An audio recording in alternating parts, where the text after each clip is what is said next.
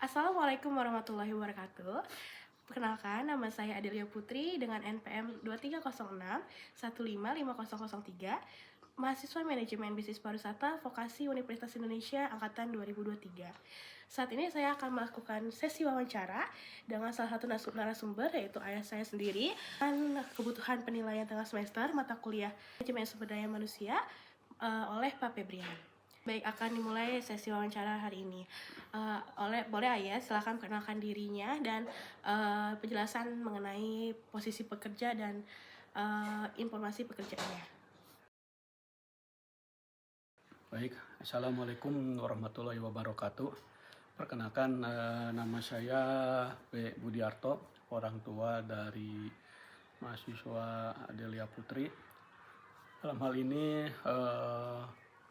kantor yang saya selama ini tugas, yaitu bertugas di kantor Kecamatan Bojong Genteng, Kabupaten Sukabumi. Saya adalah seorang aparatur sipil negara, yaitu PNS di lingkungan Kabupaten Sukabumi, dan posisi jabatan saya saat ini menjabat Kepala Seksi Ketentraman dan Ketertiban Umum pada kantor Kecamatan Bojong Genteng. Kantor yang saya bekerja dalam kesempatan sampai saat ini yaitu memiliki jumlah desa sekitar 5 desa dan berada letak di geografis Lintang Utara di Kecamatan Parungkuda. Baik, pertanyaan yang pertama, deskripsikan kantor Ayah yang tempat saat ini sedang bekerja dan bergerak dalam bidang apa? Kantor Kecamatan Bojong Genteng dalam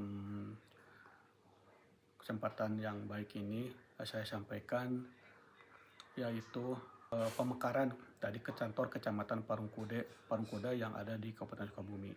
Dulunya Kecamatan Bojong Genteng itu masuk dalam wilayah Kecamatan Parungkuda. Karena seiringnya waktu dan karena jumlah desa yang banyak, maka tahun 2001 itu terpecahlah kantor Kecamatan Parungkuda menjadi dua, yaitu kantor Kecamatan Bojong Genteng.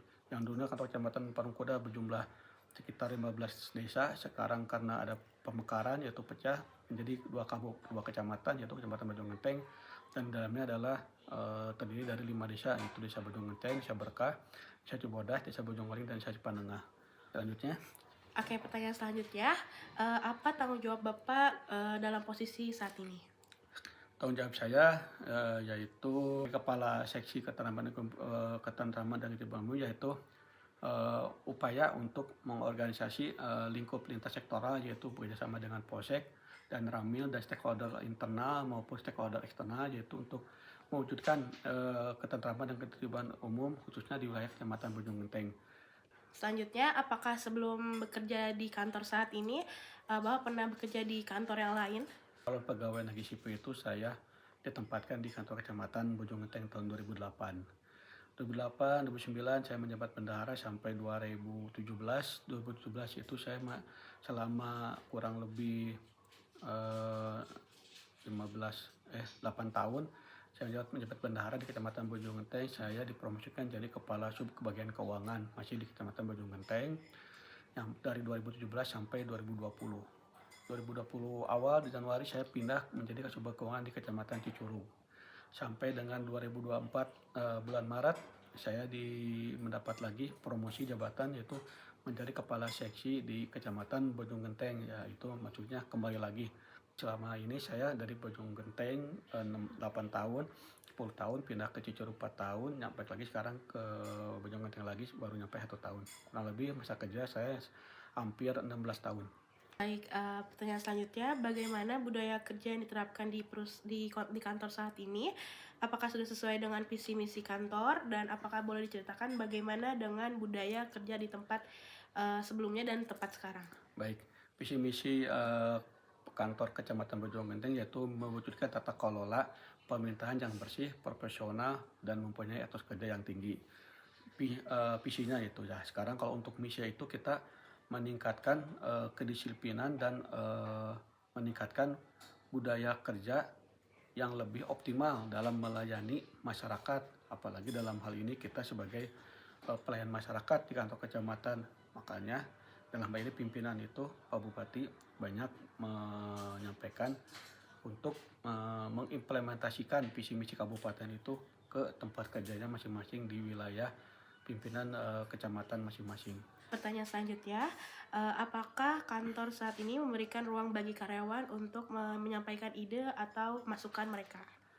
Kalau masukan ide atau pendapat, kita selalu melaksanakan staff meeting di hari Jumat setelah apel pagi jam 8, setengah 9, kita setengah jam apel langsung melaksanakan staff meeting, diagendakan setiap hari Jumat. Karena apa? Kita sebagai teamwork, kalau di kecamatan kita itu kita selalu mengevaluasi kinerja kita seminggu dari Senin sampai hari Kamis. Itu evaluasi kita kerja itu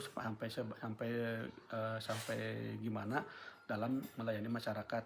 Dan adapun etos kerja yang kita laksanakan dari Senin sampai hari Jumat itu kita evaluasi melalui staff meeting yang selalu diadakan tiap hari Jumat di ruang pimpinan. Baik, untuk pertanyaan selanjutnya, apakah kantor memiliki kebijakan yang mendukung keseimbangan antara kehidupan kerja dan pribadi? Kalau ini kantor selalu memberikan keseimbangan. Adapun untuk kebutuhan kita pekerja mau di kantor ataupun keseimbangan untuk kebutuhan pribadi, contohnya pimpinan selalu mengizinkan bila ada staf atau karyawan kecamatan yang akan izin tidak hadir untuk mengikuti apel pagi atau melakukan kegiatan esok hari dikarenakan ada kepentingan keluarga, pimpinan atau dalam ini kantor selalu memberikan respon yang baik, memberikan toleran dalam hal ini untuk karyawan atau non ASN ataupun ASN untuk tidak masuk kerja. Adapun kalau sakit selalu melampirkan dengan keterangan swab dokter. Dalam hal ini pimpinan selalu memberikan motivasi kepada rekan kerja agar di mana kita sebagai PNS hak kita dalam hal ini menerima gaji tiap bulan dan kewajiban kita juga dalam melayani masyarakat atau hadir tiap jam kerja selalu kita ikuti dari jam 8 sampai 4 sore. Untuk pertanyaan selanjutnya, bagaimana dengan kompensasi yang diberikan oleh kantor? Apakah ada program tunjangan di luar gaji pokok seperti asuransi, insentif, atau bonus? Kalau untuk hal tersebut, satu adalah untuk PNS itu kita selalu diberikan gaji tiap bulan. Selain gaji kita mendapatkan tunjangan penghasilan tambahan yaitu tunjangan kinerja.